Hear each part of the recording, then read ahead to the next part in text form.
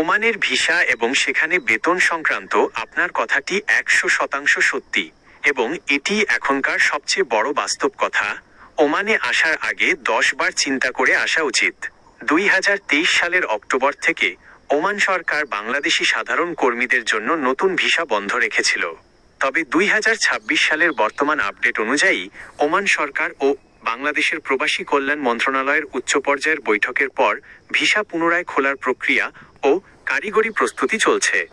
বাংলাদেশ থেকে দক্ষ এবং আধা দক্ষ কর্মী নেওয়ার জন্য নতুন চুক্তি ও মেডিকেল নিয়মের আপডেট আসছে। ভিসা চালু হলেও ওমানে আসার আগে কোন কাজের কেমন চাহিদা এবং বেতন কেমন তা ভালোভাবে জানা জরুরি। 2026 সালে ওমানে কাজের ক্ষেত্র ও আনুমানিক বেতন। ওমানে বর্তমানে ফ্রি ভিসার নামে এসে কাজ পাওয়ার সুযোগ প্রায় নেই বললেই চলে। ওমান সরকার তাদের নিজস্ব নাগরিকদের চাকরি দেওয়ার নীতি ওমানিজেশন কঠোর করায় সাধারণ লেবার বা সাধারণ দোকানের কাজে বেতন অনেক কমে গেছে। বর্তমানে কাজের ক্যাটাগরি অনুযায়ী গড় বেতন নিচে দেওয়া হলো।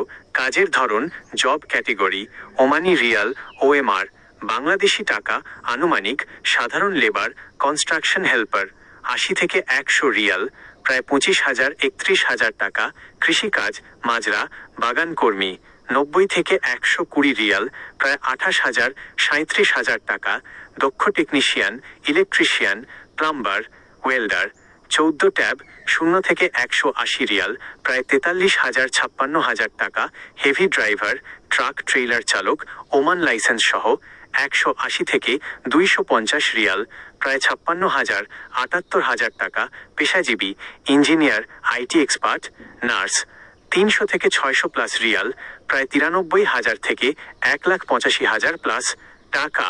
ওমানে আসার আগে যে 3টি বিষয় অবশ্যই চিন্তা করবেন। 1.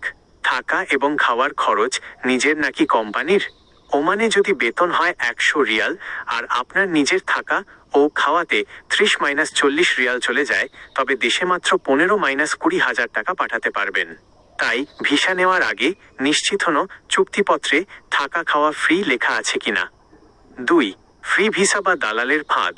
ওমানে আইনগতভাবে কোনো ফ্রি ভিসা বলতে কিছু নেই। দালালেরা মোটা অঙ্কের টাকার বিনিময়ে সাপ্লাই কোম্পানির ভিসা দিয়ে ওমানে এনে ছেড়ে দেয়। এসে কাজ না পেয়ে অনেকেই অবৈধ হয়ে পড়েন। ওমান সরকার এখন অবৈধ কর্মীদের বিরুদ্ধে কঠোর অভিযান চালাচ্ছে। তাই নিশ্চিত কোম্পানি বা সঠিক স্পন্সর ছাড়া ওমানে পা বাড়ানো মারাত্মক ভুল হবে। 3. দক্ষতা ছাড়া রেমিটেন্স যুদ্ধ কঠিন। 2026 সালের ওমান আর 10 বছর আগের ওমান এক নয়। এখন একদম কাজ না জানা সাধারণ মানুষের জন্য সেখানে টিকে থাকা এবং ভিসার পেছনে খরচ করা টাকা তোলা অনেক কঠিন।